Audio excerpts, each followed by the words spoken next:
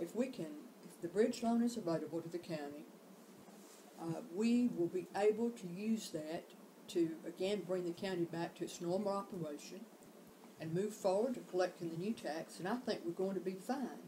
But if everybody around,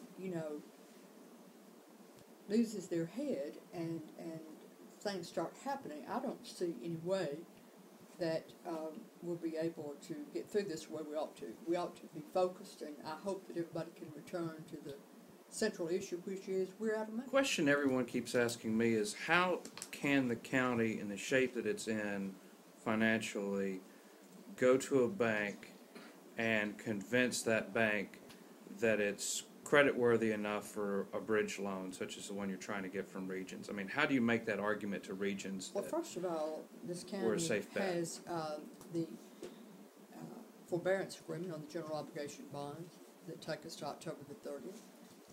We do have that new occupation tax coming in. That's a fact.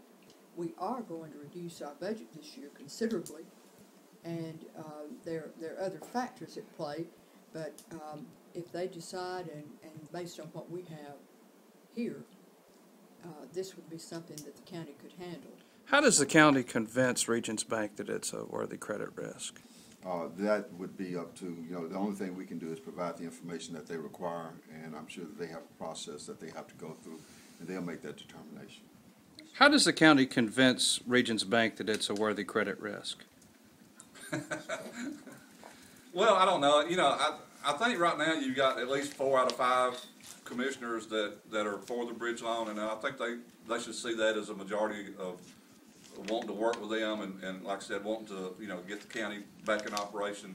So I think 4 out of 5. I don't think you'll ever hardly get 5 together on controversial issues down here, and but I think they can see that 4 out of 5 is for this, willing to vote for it, and willing to do what it takes to make the obligation and pay them back.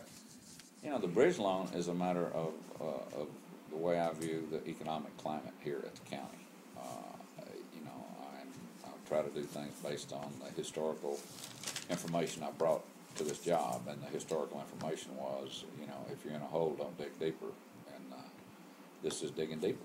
And I just, we're in tremendous debt. We cannot pay our debt. Can't pay our general obligation debt now. A year ago, we didn't know that was a problem looming, but it is.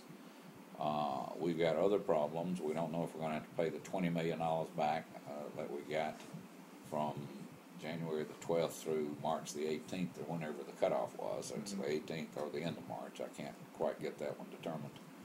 But that's a $20 million repay that we are going to have to do to go into the $40 million pot of money that's going to be, redistributed to those people who paid the occupational tax. You're a businessman. Would you loan Jefferson County $25 million? No. No, I wouldn't do it. So, Regions itself is experiencing a lot of pressure because of its own condition coming out of this financial crisis. What does it do to Regions Bank if there's a headline that says that they're loaning money right now to Jefferson County? Well, first of all, that's there are headlines and about just about everything that happens, but that bank is as solid as a rock, in my opinion. They're the only bank that we have that's headquartered here. They employ a lot of people, and I don't think Regions Bank is any trouble at all.